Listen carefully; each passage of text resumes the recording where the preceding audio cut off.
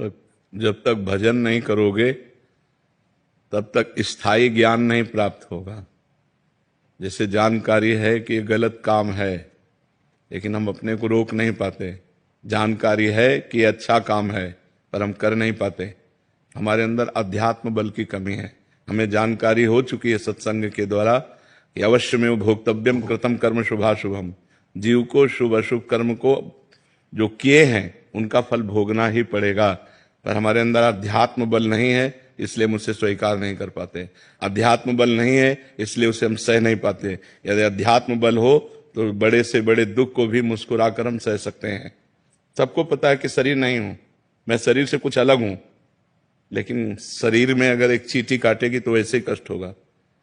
तो सच्चा ज्ञान तब होता है जब भजन करे। नाम जितना जप करोगे उतने आप में आध्यात्म बल आएगा। नानक नाम जहाज है चढ़े सूतरे पार। नाम रूपी जहाज पे चढ़ गए तो सब संशय, दुख, चिंता, शोक इन समुद्र से पार हो गए। भजन नहीं करोगे, पता है ये नहीं करना चाहिए पर करोगे, पता है ऐसा करना चाहिए पर वो नहीं कर पाओगे। भजन चाहिए, प्रधान कमी है भजन की। इसलिए खूब नाम जप करो यदि मंगल चाहते हो तो। ना भगवान सुनने से केवल मिलते हैं, ना भगवान प्रवचन करने से मिलते हैं, भगवान भजन करने से मिलते हैं।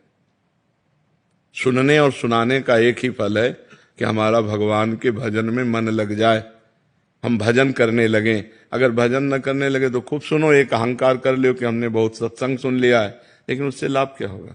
हम कई बार बता चुके हैं कि हलवा की प्रक्रिया बनाना बोलना हमें आ गया और आपने सुनना सुन लिया, लेकिन दोनों ने खाया नहीं, तो लाभ क्या मिला।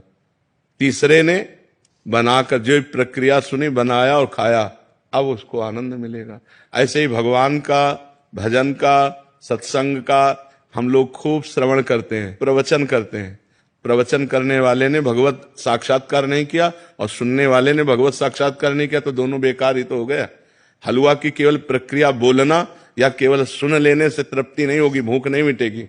बनाओ फिर डट के खाओ, तब उससे तृप्ति होगी। तो ऐसे डट के भजन करो, हट के भजन करो, भोगों से पाप से हट के भजन करो और खूब जिद्दी स्वभाव रख के डट के भजन करो, अभी आनंद आ जाएगा।